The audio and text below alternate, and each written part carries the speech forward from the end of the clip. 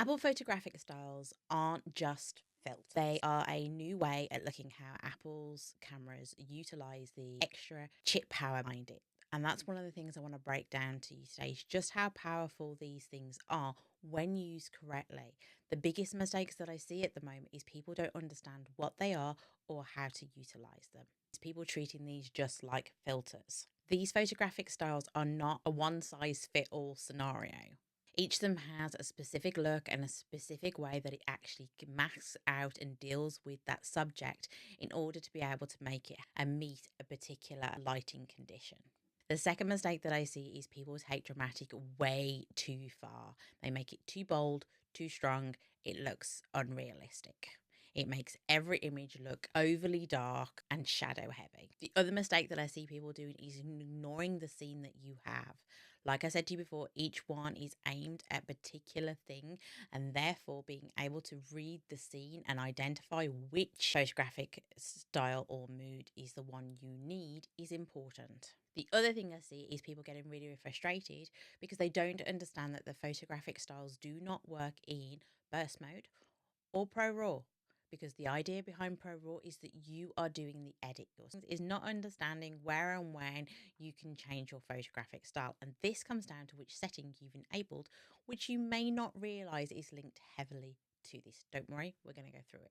If you want to be able to apply or change that undertone after, you need to make sure that your format style is set to high efficient, because if it's set to most compatible, you will burn in that edit at that point and you won't be able to change it later on, or the setting won't be there for you to add it on later. So being able to make sure that you get that setting correct in the first place will make sure that you don't have a headache later. The first thing you need to bear in mind is that when it comes to these photographic styles, you have two distinct different categories. There are undertones and there are moods. And the reality is that they actually work in completely opposite ways when a person is in your photo. So if there is a person in your photo, the undertones will do everything it can to make sure that it balances out those tones of those skins, where your mood will affect everything but those skins. So it's really, really important to understand the dynamic feel of each of these to be able to watch it. And it's the number one reasons why sometimes when you take a photo and you use amber, gold, and rose gold, they kind of look the same. It's because you don't have a person in it. And therefore, they look very similar because they have a similar setup to affect what's in that image. Now, remember, the reason why this is works particularly well is because Apple is doing that auto masking of the main subject, which it tends to pick out to be a person, and it's that subject as in a person that it wants to be able to pick out and manipulate to achieve these different looks. So how do we use them? Well, it's as simple as opening up your camera app, dabbing on the more, hitting up the undertones, and cycling through to pick out the ones that you think is the most appropriate. Now, each of these individual ones can be adjusted, customized, and saved as your preference. So you can save each individual one as it's adjusted, and we will be going through what each one means and the impact it has and where I feel you might want to sit for a slightly more subtle look. Alternatively, obviously, you can go through the settings menu and you can pick them retrospectively in the right setting on. Now, personally, I set standard as my default. I will actively choose when and if I want to use these because I do shoot predominantly in Pro Raw, because I prefer to do these edits myself. There are a few occasions where I will adapt my shooting style to incorporate these because I do think they are very good. And the important thing is that you're understanding that I would consider it more as a preset rather than a filter. Because if you understand your editing the way I'm hoping most of you will by the end of this year, you'll understand that there's a difference between the two. A filter is going to apply it all over, whereas a preset can adjust one or two little settings, which will give you a vibe that you're looking for. Filters try to do everything. You can apply more than one preset and it will give you the vibe and feel that you're looking for with much more control. So the other thing that you need to know when you look at, obviously you have a grid. Now this grid is divided into four, and these four are important and you need to understand how this works. So if you bring it down, you are increasing the contrast. If you put it above the line, then you're looking to brighten it and turn it into a high key. So you'll be increasing the highlights, the whites, and that kind of stuff. And then you've got left and right. If you go left, you are desaturating. And if you go right, you are saturating. Now, the biggest thing with saturating with contrast is you're going to end up with a very extreme high dynamic range that's going to look over edited and unnatural. That doesn't mean it can't be used. It means it needs to be used sparingly. But being able to understand that, especially with this, they've been intelligent. It's not just saturation, it's your illuminance. They have balanced these very nicely. So it could be increasing your hue, it could be increasing your luminance instead of just your whites. And as you can see, you'll get the gist. Right, so let's go through each style and figure out where and when you should be using it. So obviously we've got standard, which, as I said previously, is my default. It is your true to life. It is your go-to for your everyday photography. So let's handle these moods.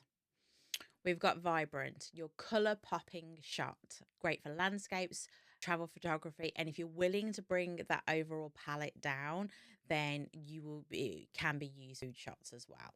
Next, we have natural, great for your natural, soft looking portraits. So if you're looking to take a natural feel, cozy vibe, curled up, brilliant, use natural. Absolutely brilliant. It's got a slightly lower tone, so it will give you that kind of muted look. And it's bringing that color saturation down, as that contrast down as well. So again, it's going to give you that kind of soft, airy vibes. Luminous, your bright and airy, wonderful aesthetic, which is great for obviously things like beach photography, interiors. So if you're looking to take some room shots of something like, you know, your real estate, that kind of stuff, brilliant one to add to that, or your dreamy landscapes. Not only will it increase the overall high key to it, but it also increases the contrast as well. So brilliant. Dramatic, your high contrast and moody shot. Please try not to overdo this, okay? You can bring the overall palette down and it will make your life a lot easier.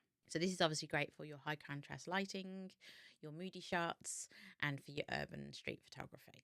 Quiet is quite literally what I call your yellow haze. So great if you want to add something like a dreamy but more golden hour effect. It's not one I've used a great deal of, if I'm brutally honest.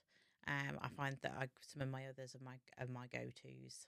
Cozy obviously is warm and inviting. Great for indoor lighting if you're going to do some like cafes. So great for if you're going to do some food shots or something like that. And great for your golden hour. So if you're outside and you're wanting to capture that warm glow, absolutely brilliant. Pop yourself some cozy on it and you'll love it. Ethereal, absolutely great for nature photography. Looking at making sure that you get that kind of softness. So if you want a soft, dreamy look, but you're looking to have a bit more of that contrast because of having those rich environments with those rich colours, then an absolute go-to. Now, technically, the last two is a bit more complicated because they're black and white, but basically you've got muted black and white, which is your classic vintage feel. Great for timeless, soft black and white. So if you're doing a portrait black and white, it's really nice. You get that softness that comes through, which is alternatively, you can go for that high contrast monochrome, which is great for things like editorial shots or dramatic portraits. So if you're wanting to look to have a slightly more harsher contrast, then obviously you can go for that go-to, but it gives you the two different ones to guide with. Now remember that undertones applies image segmentation, and it's to do with skin tone. So it will give you a soft subtleness to your skin tones while trying to preserve it so that you don't look like you're on TikTok.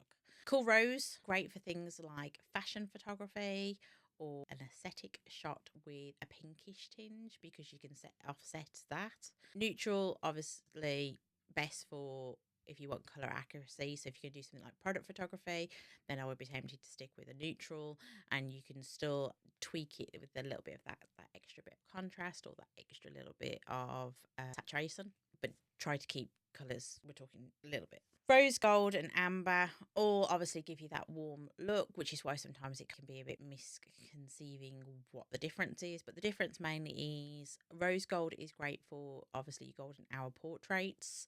Your gold is great for sunsets. It's softer. It's warmer than the rose gold. And then amber is more for your autumn landscape to have that warm and cozy vibe. But remember, it's got a richer tone to it. That's the best way I can describe it. So as I said to you before, all of these are adaptable. All you need to do is quite literally think about your tone, which is your up, which obviously brightens it into a high key, and it will increase your contrast as you come, and your contrast will come down as you obviously go further up. You've got adjust your colours, which is your shift between your warms and colder colours. You've then got your palette, which is how intense that vibe is.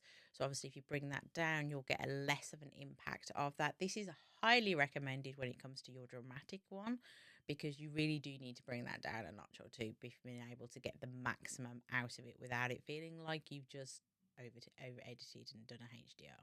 The biggest thing I will say is you need to fine tune your personal preference. There is a reason why I will not give out my top ways that I do this. I've given you the ones that I've done in the shots that I've done because those were the ones that I picked. But what I will say is you need to find this tune to personal preference and get feedback. Please do not use social media. Social media is the worst feedback place on the planet. Jump into a Discord, jump into a forum, have a real conversation with somebody, and then you'll get some real feedback. Obviously, you're always welcome to join our Discord. It's a little light in numbers at the moment, but that just means you get more of me. And then obviously once you've adjusted that, you can automatically apply that to future photos as well. If you've got that setting set like we discussed at the beginning of this video, and if you skipped it, you need to go back. You need to experiment. You need to figure out when and how you would benefit from this the most. But which style do you think is your go-to? Because I have to say, I found myself going towards the muted black and white for portraits. That's worked really well in some nice airy light environments where you've got some nice contrast of your highlights and your shadows. That's worked really, really nicely. And I've also been playing around with tweaking a few of them. So here are a couple of my favorites. Which ones are yours? Drop them down in the comments below. And also, if you have any questions, then you should be asking them because, as always, I'm here to help you guys out. If this helped you in any way, shape, or form, understanding the strange block that is Apple and the acronyms that is Apple, because Apple likes to make things overly complicated, then please hit that like button and don't forget to subscribe for more photography tips, tutorials, and general help. And if you missed last week's video, go check that one out because you should be setting your camera up correctly. Until next time, happy clicking.